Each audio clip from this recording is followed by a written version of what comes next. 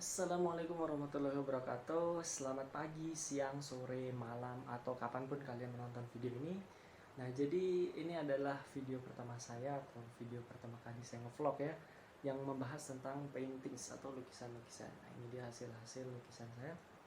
Nah, pada kesempatan kali ini atau pada video kali ini saya akan menampilkan bagaimana proses saya melukis air terjun Ukelep yang berada di Lombok Utara. Nah, ini ada beberapa detail yang memang cukup rumit ya, terlihat detail-detail cukup rumit. Jadi tanpa memperpanjang waktu, kita mulai saja videonya. Selamat menonton.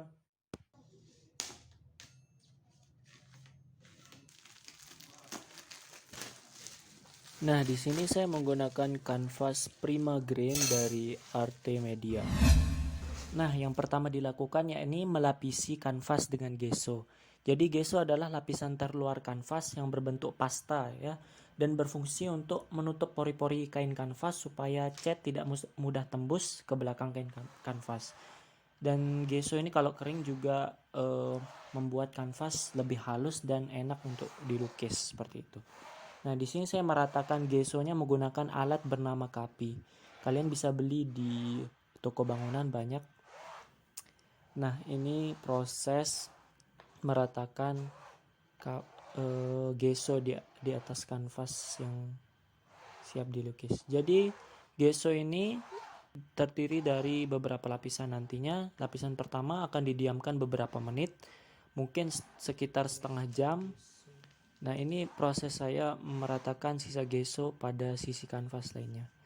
Nah, setelah didiamkan setengah jam, lanjut kepada gesso lapisan kedua, yakni menggunakan langkah yang sama seperti langkah sebelumnya.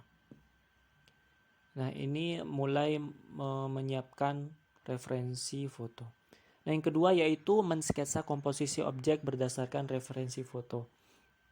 Hal ini dilakukan agar objek atau komposisi yang hendak direncanakan itu tercipta dengan baik, agar lukisan yang hendak dihasilkan lebih realistis. Nah, ini contohnya, ini proses blocking in atau membuat objek dengan warna dasar terlebih dahulu. Nah, ini mulai masuk proses modeling ya. Proses modeling merupakan proses yang mulai lebih mengarah ke lebih detail seperti itu. Seperti contohnya di sini pembuatan melukis dedaunan dan lain sebagainya. Nah, sebelum proses modeling ini kan sebelumnya yaitu ada proses blocking in. Proses blocking in ini saya gunakan warna gelap agar memudahkan proses modelingnya, yaitu membuat bayangan yang untuk menciptakan volume atau ruang gitu ya, efek ruang pada lukisan ini. Terlihat di sini saya sedang menciptakan atau melukis lumut yang menggunakan teknik impasto atau dengan pointillis gitu ya, titik-titik seperti itu. Nah, ini dia proses lanjutan dalam melukis lumut dan dedaunan yang ada di air terjun. Proses ini cukup sulit dijelaskan ya, karena komposisi dari lumut itu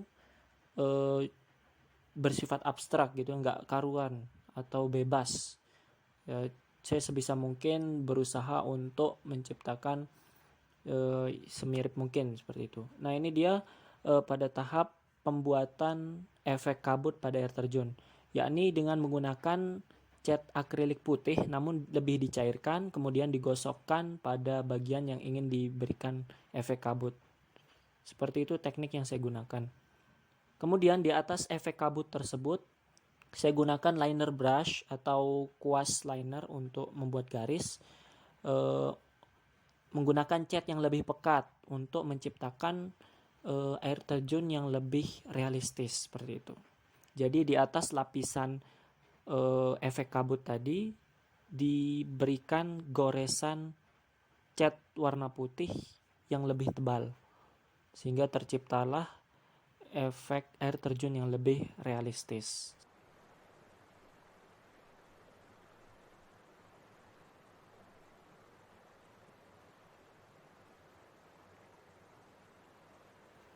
Nah, ini dia tahap finishing efek pada lelumutan ya.